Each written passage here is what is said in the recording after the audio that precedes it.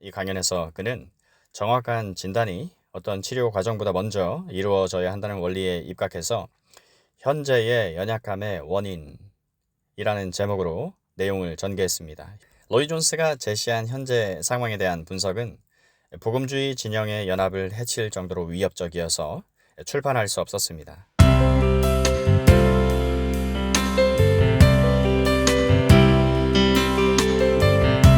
1941년 7월 7일에서 10일에 개최된 이 컨퍼런스의 주최자는 G.T. 맨니 목사였고, 참석한 다른 사람으로는 F.F. 브루스, 도널드 맥클린, W.J. 마틴, 앨런 스티브스, 스태포드 라이트 등이었습니다.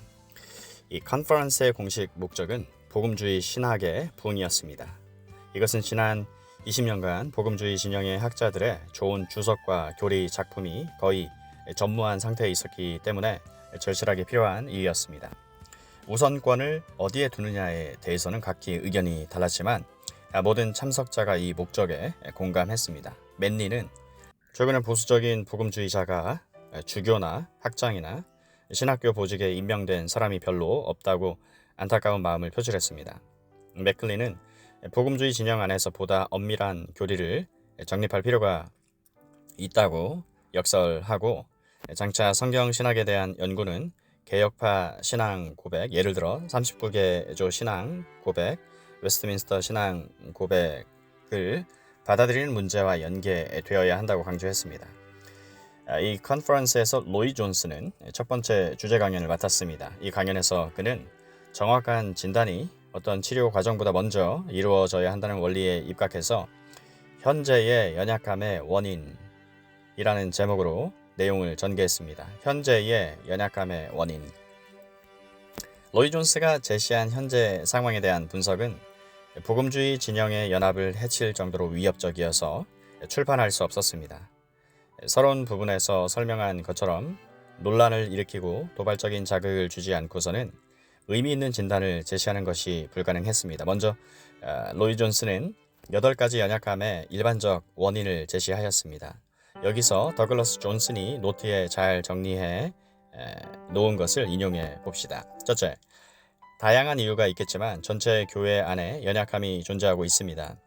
자유주의 진영은 신학을 철학으로 대체시키고 있습니다. 그래서 철학적 신학을 가르칩니다. 이런 관점은 인간 중심적 관점이기 때문에 참된 신학을 상실하고 있습니다.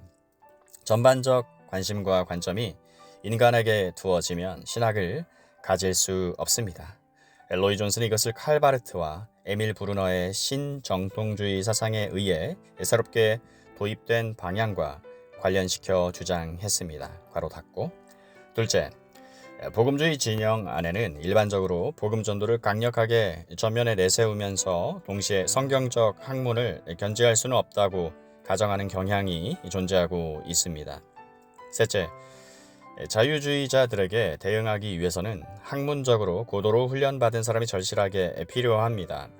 복음주의 진영 안에서 신학을 반대하는 자들의 경우에 대해서는 그들이 우선권을 두어야 한다고 주장하는 분야에서도 정확성과 명확한 시각이 필요하다는 점을 증명할 수 있는 실천적이고 설득력 있는 지식인이 필요합니다.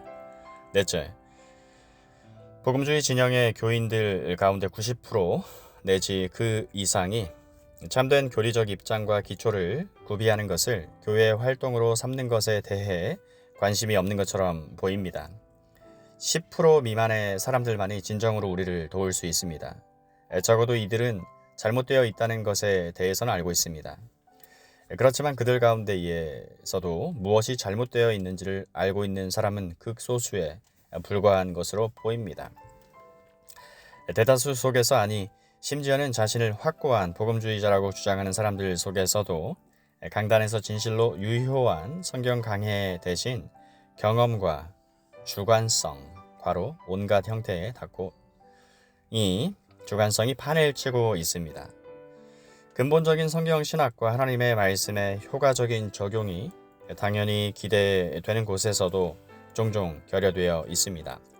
다섯째, 하지만 나라의 각 지역의 특성은 어느 정도 구분하는 것이 필요합니다. 예를 들면 스코틀랜드는 남쪽 지방보다 전통적인 성경 강해 방식과 신학적 관심사를 더 많이 보유하고 있고, 이 점은 웨일즈와 북아일랜드도 마찬가지입니다.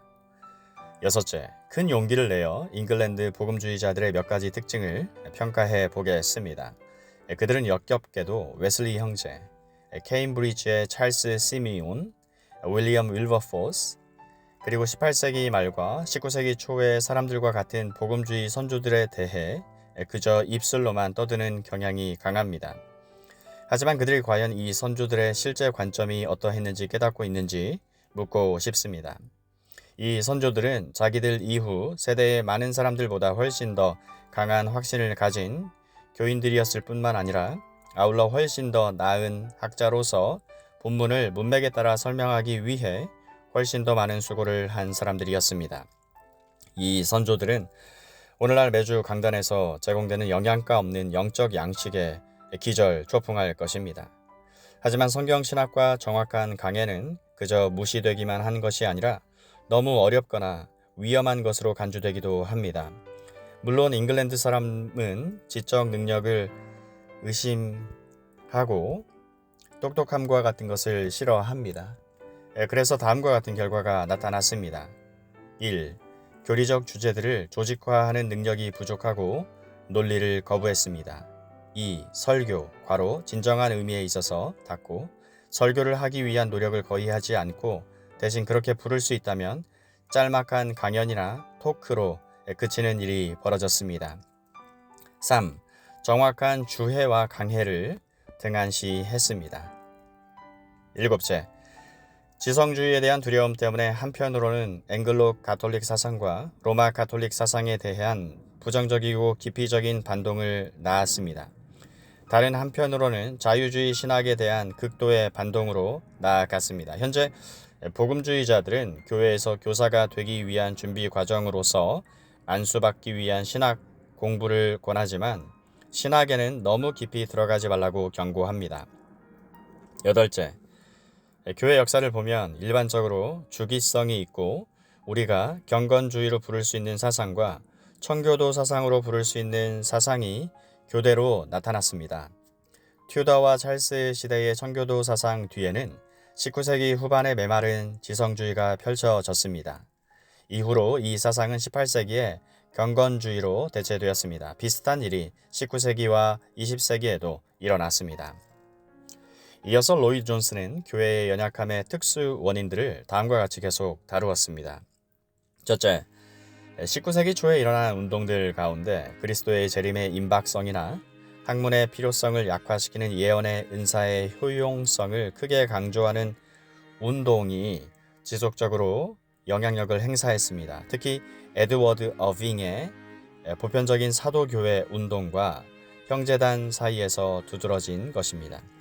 어빙은 초대교회 당시의 예언의 은사가 새로운 지식의 형태로서 회복되지 않으면 성경에 대한 풍성하고 정확한 지식이 불가능하다고 보았는데 그는 이 은사가 자기가 살고 있던 당시에 주어지고 있다고 믿었습니다. 확실히 임박한 재림에 대한 잘못된 대비와 성령의 인도에 대한 약속의 잘못된 적용으로 성경신학을 중시하는 학문을 거부하는 유산이 남겨졌습니다. 둘째, D.L. 무디와 생키의 등장과 연관되어 있는 19세기 후반의 운동도 동일한 결과를 낳았습니다. 무디의 전도 활동은 엄청난 영적 유익을 가져왔습니다. 하지만 복음 전도 전체를 얼마나 새로운 방향으로 이끌었는지에 대해서는 솔직해질 필요가 있습니다. 무디는 새로운 복음 전도 방식을 제시했습니다. 그런데 사실은 성경에 제시된 복음 메시지와 복음주의 신학을 갈라놓는 경향이 있었다는 사실이 말해져야 합니다. 이에 대해서는 분명한 증거가 있습니다. 그래서 오늘날 사람들은 그리스도에게 초청하는 전도가 종종 성경 전체 문맥과 상관없이, 아니 사실상 완전히 분리된 상태로 제시되고 있습니다. 무디 이후로 복음 전도자의 이미지는 평신도가 가지고 있는 이미지가 되었습니다. 무디는 목사 안수를 받지 않았습니다. 왜냐하면 안수를 받으려면 아주 많은 공부를 해야 했기 때문이지요. 무디는 유행을 잘 알았습니다. 유머 감각도 있었고 예화를 듣는데도 탁월했습니다. 사람들은 곧 무디를 복음전도 기법에 정통한 전문가로 인식하게 되었습니다. 그 결과 지금은 진리보다 복음전도 기법이 더 중요하게 되었습니다. 누군가, 괄호, 복음을 전하는 데 정통한 누군가 진리를 전파하고 결과를 하나님께 맡기는 것은 너무 우둔하고 비효과적인 일이 되어 버렸습니다. 당시 비판자들이 무디주의라고 부른 것 속에서 나온 또 하나의 위험성은 평신도 지도자가 교회 안에서 일어나 일반적으로 자신이 속한 교단에서 막강한 영향력을 행사함으로써 지역과 민족의 교회들의 적절한 질서를 유지시키는 견제와 균형이 파괴되었다는 것입니다. 리더십이 신학적으로 훈련을 전혀 받지 않거나 교리적 정확성에 대한 요청을 사소한 일을 따지는 것으로 치부하고 무시해버리는 경향을 가진 개인의 손에 들어갔습니다. 때로는 권력자나 재산가들. 그래서 이 평신도 복음 전도자들과 그들을 지원하는 개인들의 특이한 요소, 그리고 때로는 괴상한 성격이 너무나 자주 그들의 영향 아래에 있는 교회들의 관점이 되었고 또 그렇게 되는 것이 기대되었습니다. 셋째, 캐식 사경회의 거룩한 삶 운동 역시 성경신학과 더 깊은 학문에 대한 관심을 떨어뜨리는 데 기여했습니다. 이들은 올바른 정신을 가진 그리스도인이라면 하나님의 교회에서 참된 거룩함과 의 외에 다른 것을 결단코 바라지 않을 것이라고 주장합니다. 하지만 캐식 사경회는 하나의 교리, 곧 거룩함 교리를 따로 떼어내고 그만두고 맡겨라, 그러면 하나님이 하실 것이다 라는 슬로건으로 거짓 단순화를 강조함으로써 성화 교리를 크게 변질시켰습니다. 우리는 그들에게서 만일 거룩하고 의로운 삶을 살기를 원한다면 지성은 위험한 것이라는 말을 듣습니다. 그리고 또 그들은 일반적으로 좋은 신학자는 거룩한 사람이 될 가능성이 거의 없다고 생각하면 된다고 가르칩니다. 너희의 진실한 마음을 일깨우라, 힘쓰라, 믿음의 선한 싸움을 싸우라고 성경에 쓰고 또 이와 유사한 많은 말들을 한 사도들이 지금 이런 사람들이 거룩한 삶에 대해 말하는 것을 들으면 기절초풍할 것입니다. 여러분이 현재의 연약함에 대한 이유를 진단해 달라는 요청에 따라 저는 지금 그렇게 하고 있습니다. 만약 여러분이 성화는 가만히 있는 것과 성령이 알아서 모든 일을 하시도록 맡기는 것이라고 가르친다면 여러분 가운데 학자가 없다고 해서 저를 비난하지는 마십시오.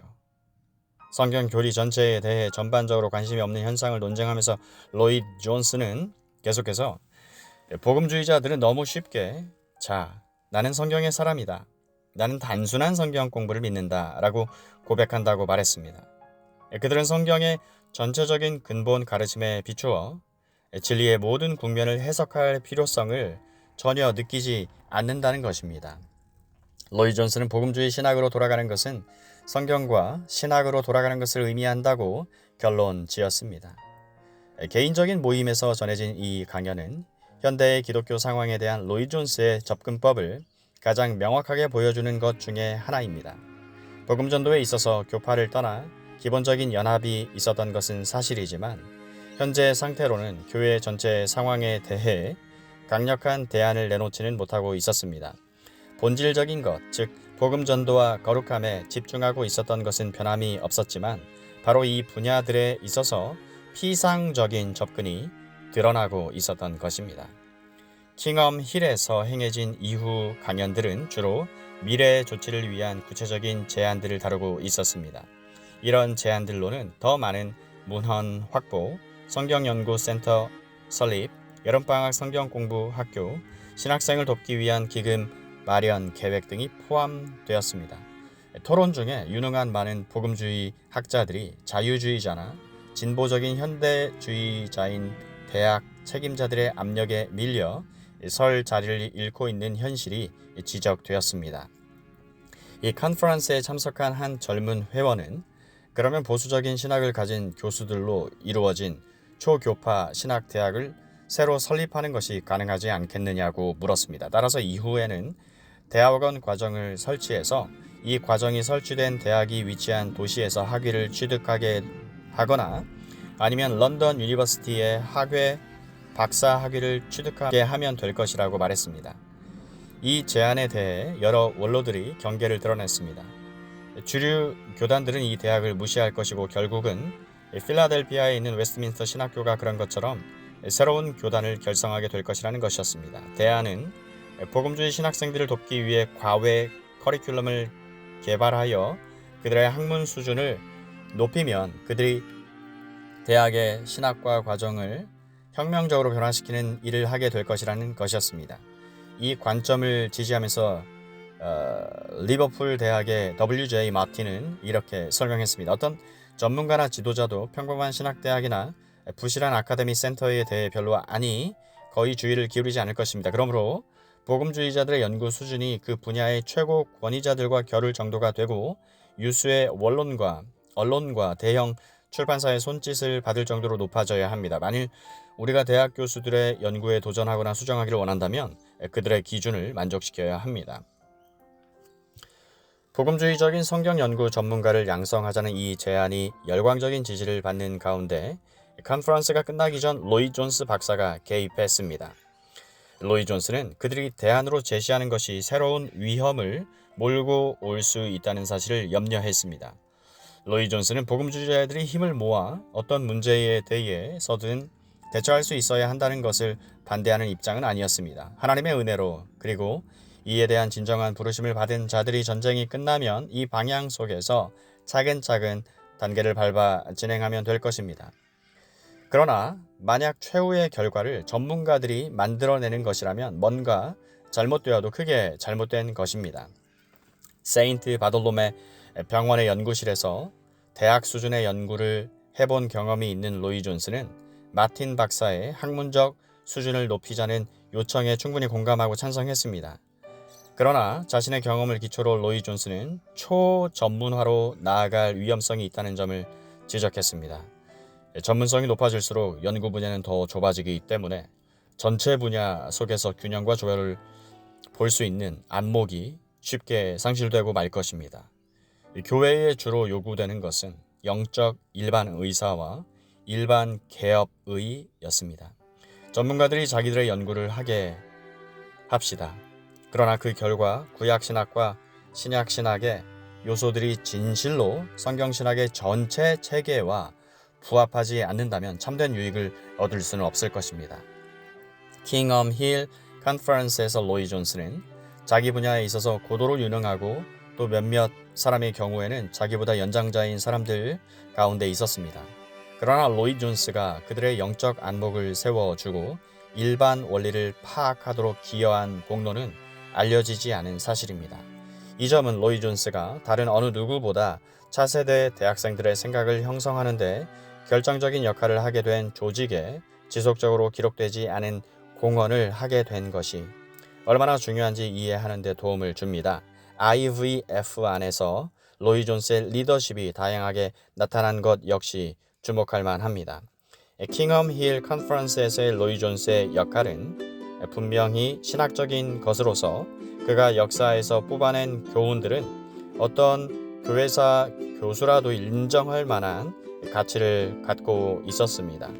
그러나 로이 존스는 이 시기에 학생들을 위해 사용한 시간을 대부분 복음 전도자로서의 사역을 감당하는 데 사용했습니다. 그래서 대학생 선교에서 주도적 역할을 담당해 달라는 요청을 계속 받았습니다.